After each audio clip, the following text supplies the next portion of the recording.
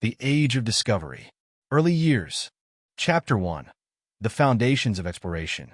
The fall of Constantinople in 1453 marked not just the collapse of the Byzantine Empire, but the transformation of global trade dynamics. For centuries, the city had been a crucial link between Europe and Asia, controlling the flow of goods such as silk and spices. Its capture by the Ottoman Empire disrupted these trade networks, prompting Europe to look for alternatives. The Ottomans imposed high tariffs on goods passing through their lands, particularly spices, silk, and precious metals. This economic strain motivated European nations to bypass overland routes entirely by seeking maritime alternatives. Spain's unification under Ferdinand and Isabella in 1492 was a turning point. The culmination of the Reconquista and the fall of Granada freed resources to focus on exploration, fostering a spirit of national unity and ambition. Portugal, already a leader in maritime expansion, had begun its exploratory ventures decades earlier. The capture of Ceuta in 1415 and subsequent mapping of the African coast laid the groundwork for their global ambitions. Religious motivations were deeply embedded in these explorations. Christianity's spread was framed as a divine mission, with explorers presenting themselves as agents of religious and cultural salvation. The Renaissance provided an intellectual foundation for exploration. Rediscovered texts, such as Ptolemy's geography, inspired Europeans to think critically about geography and the possibility of unknown lands. Rivalry between European monarchies further drove exploration. Nations sought to gain economic advantages and enhance their prestige by claiming new territories and controlling global trade routes. The fall of Constantinople forced Europe to innovate and expand, setting the stage for an age of exploration that would transform global history. Chapter 2. The Economic Drivers of Exploration. The spice trade was one of the primary economic drivers of exploration. Goods like cinnamon, cloves, and nutmeg were highly sought after for their culinary, medicinal, and preservative qualities, making them extremely valuable. Middle Eastern traders and Venetian merchants dominated this trade, creating monopolies that made spices prohibitively expensive in Europe. European nations, frustrated by these monopolies, sought direct access to Asian spice markets. Portuguese explorers established trading posts along the African coast, such as Elmina, to secure resources like gold, ivory, and enslaved labor. These ventures created a foundation for economic expansion and maritime dominance. Vasco da Gama's arrival in Calicut in 1498 revolutionized the European spice trade. The spices he brought back generated profits that far exceeded the costs of his voyage, cementing Portugal's economic power. Spain's economic focus shifted dramatically following Columbus's voyages to the Americas. The influx of gold and silver from Aztec and Inca territories transformed Spain into one of Europe's wealthiest powers. Wealthy financiers, such as the Genoese bankers who funded Columbus, were integral to the success of these expeditions. Their investments reflected the high risks and rewards associated with exploration. Early mercantilist policies emerged, with nations aiming to control resources and markets through colonial expansion. This system emphasized wealth accumulation as a means of strengthening national power. Exploration, while economically transformative for Europe, devastated indigenous economies, displacing traditional trade systems and leading to widespread exploitation. Chapter 3. The Technologies of Discovery. The magnetic compass, originally developed in China, became a cornerstone of navigation after European refinements. It allowed sailors to determine direction with accuracy, even in the absence of landmarks or clear skies.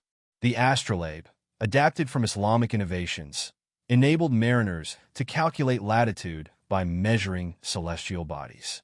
This tool reduced the risks of long-distance sea voyages, making previously inaccessible routes navigable.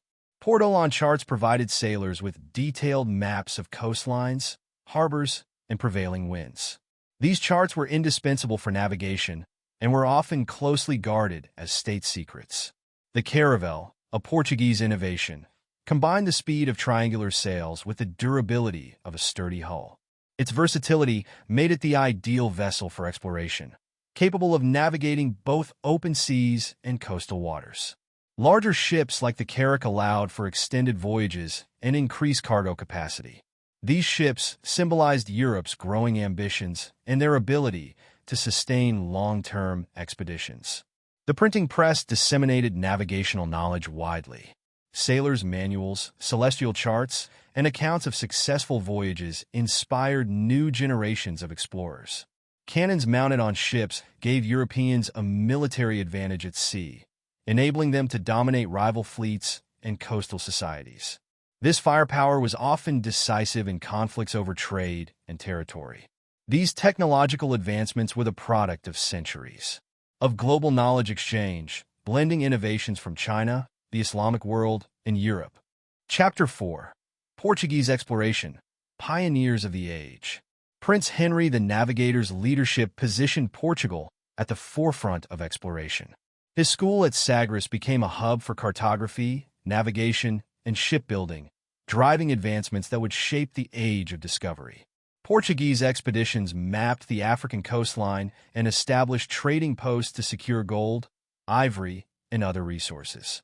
These efforts laid the groundwork for Portugal's global empire. Bartolomé Dias's 1488 voyage around the Cape of Good Hope proved that the Indian Ocean was accessible from Europe. This milestone opened new possibilities for trade with Asia. Vasco da Gama's 1497 to 1498 expedition to India established direct trade links between Europe and Asia. The spices he returned with marked the beginning of Portugal's dominance in the spice trade. Pedro Álvares Cabral's discovery of Brazil in 1500 added a valuable new territory to Portugal's empire. This land would later become central to Portugal's economy through sugar production and trade. Afonso de Albuquerque's military campaigns in the Indian Ocean secured strategic ports like Goa and Malacca. These victories allowed Portugal to control vital trade routes and monopolize the spice trade. Portuguese interactions with African and Asian rulers ranged from alliances to conflicts. Diplomacy often preceded conquest, as Portugal sought to secure its interests with minimal resistance. By the early 16th century, Portugal had created a global trading network that connected Europe, Africa, Asia, and the Americas. Chapter 5. Spanish Exploration into the New World. Christopher Columbus's 1492 voyage marked the beginning of Spain's exploration of the New World. Sailing under the Spanish crown, he sought a westward route to Asia, but instead encountered the Americas. The Spanish crown quickly capitalized on Columbus's discovery. The Treaty of Tordesillas in 1494 divided the newly discovered lands between Spain and Portugal, granting Spain vast territories in the Americas. Amerigo Vespucci's voyages provided the first clear evidence that the Americas were not part of Asia. His detailed accounts led cartographers to name the continents after him. Spanish conquistadors, such as Hernán Cortés and Francisco Pizarro, led expeditions that toppled the Aztec and Inca empires. Their campaigns brought immense wealth to Spain in the form of gold and silver. Early Spanish colonies in the Caribbean served as strategic outposts for further exploration and conquest. These settlements provided a base for expeditions into Central and South America. The encomienda system established a framework for exploiting indigenous labor while ostensibly protecting their welfare. In practice, it led to widespread abuse and the decimation of native populations.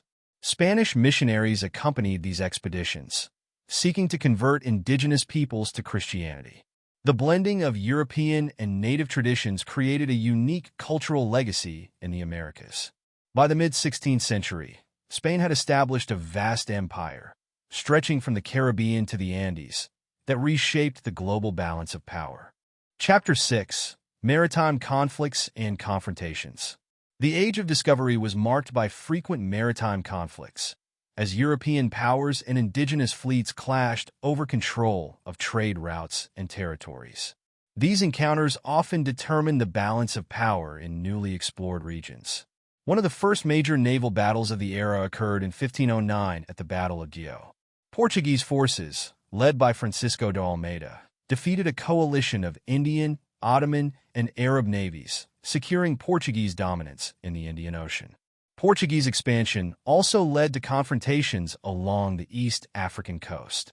Cities like Mombasa resisted Portuguese attempts to control trade, resulting in naval skirmishes and sieges. Indigenous navies in Southeast Asia, such as the Malays, fiercely defended their control of vital trade routes like the Straits of Malacca. These battles highlighted the resilience of local powers against European encroachment. Spanish explorers faced maritime resistance during their Pacific expeditions. The Battle of Mactan in 1521 saw the forces of Lapu-Lapu, a native Filipino leader, defeat Ferdinand Magellan's expedition, killing Magellan in the process. The Americas also witnessed naval resistance, as indigenous peoples used canoes and rafts to defend rivers and coastal areas. These tactics, though less technologically advanced, often caught European forces off guard. European powers also turned on one another in their quest for dominance. Conflicts between Spain and Portugal, despite the Treaty of Tordesillas, frequently erupted over disputed territories and sea routes. These maritime conflicts were pivotal in shaping the geopolitical landscape of the early modern world. Victories secured trade monopolies, expanded empires, and established European dominance over global waters. Chapter 7. Indigenous Societies Before European Contact. The Americas were home to advanced civilizations such as the Aztecs and Incas, whose empires were characterized by monumental architecture and complex political systems. Tenochtitlan, the Aztec capital, featured canals, causeways, and thriving marketplaces that rivaled those of Europe. The Inca Empire, spanning the Andes, maintained an extensive network of roads and terraces. Their engineering feats allowed them to thrive in mountainous terrain and ensured efficient communication across their empire. North American societies like the Iroquois Confederacy demonstrated sophisticated political alliances. Their systems of governance inspired early European interpretations of democracy and diplomacy. Indigenous trade networks crisscrossed the continents, facilitating the exchange of goods such as obsidian, turquoise, and agricultural products. These networks fostered cultural and economic interactions long before European arrival. Religious practices among indigenous peoples often revolved around their deep connection to nature. Ceremonial rituals tied to agriculture and the environment underscored their spiritual and ecological knowledge. European accounts of indigenous societies were often biased, portraying them as primitive to justify conquest. These narratives ignored their advanced social, economic, and cultural systems. Despite the devastation caused by European contact, indigenous knowledge profoundly influenced settlers. Crops such as maize and potatoes revolutionized European diets, while native medicinal practices saved countless lives. Indigenous resistance to colonization was widespread and varied. From the Mapuche in South America to the Powhatan Confederacy in North America, native societies fought to preserve their autonomy and traditions. Chapter 8. Cultural and Religious Justifications for Exploration. The Catholic Church played a central role in legitimizing exploration, issuing decrees such as the Doctrine of Discovery in 1493. This doctrine granted Spain and Portugal the right to claim lands inhabited by non-Christians, framing colonization as a divine mission. Missionaries often accompanied explorers, seeking to convert indigenous populations to Christianity. Figures like Francis Xavier in Asia and Bartolomé de las Casas in the Americas epitomized the religious zeal of the era. Religious orders such as the Jesuits adapted to local cultures, blending Christianity with indigenous traditions. This approach led to syncretic practices that persist in many regions today. The encomienda system was presented as a means of protecting and Christianizing indigenous peoples. In reality, it institutionalized forced labor and contributed to the exploitation of native populations. Religious motivations often masked economic ambitions. Many explorers used Christianity as a justification for conquest and resource extraction, highlighting the contradictions of their missions. The blending of European and indigenous traditions is evident in art, architecture, and religious practices across the Americas. Cathedrals often incorporated local motifs, reflecting the complex cultural exchanges of the period. Critics like Bartolomé de las Casas condemned the abuses inflicted on indigenous populations, His writings challenged the morality of conquest and influenced debates on colonial policy. The Church's involvement in exploration facilitated cultural exchange, but also enabled exploitation and conquest. Its legacy remains a topic of debate, reflecting the complexities of this transformative era. Chapter 9. The Human Cost and Cultural Exchange. Diseases such as smallpox, measles, and influenza devastated indigenous populations following European contact. Entire communities were wiped out, with mortality rates often exceeding 90%. The Columbian Exchange reshaped global agriculture, introducing crops like potatoes, maize, and tomatoes to Europe. In turn, European livestock such as horses and cattle transformed indigenous farming practices in the Americas. The encomienda system institutionalized the exploitation of indigenous labor. Under this system, colonists were granted control over native communities, leading to widespread abuse and suffering. Indigenous resistance to colonization took many forms, from armed uprisings to everyday acts of defiance. These efforts highlighted the resilience and agency of native populations in the face of profound challenges. Cultural exchanges between Europeans and indigenous peoples were complex and multifaceted. While colonization brought destruction, it also facilitated the blending of traditions that shaped art, music, and cuisine. The environmental impacts of colonization were profound. European farming techniques and invasive species disrupted ecosystems, often with long-term consequences. The blending of European and indigenous traditions is evident in modern art, religion, and cultural practices across the Americas. These legacies underscore the enduring impact of the Age of Discovery. The human cost of exploration cannot be overstated. While it connected continents and reshaped economies, it also brought immense suffering, exploitation, and loss. Share your thoughts in the comments. For more history, subscribe, like, and share.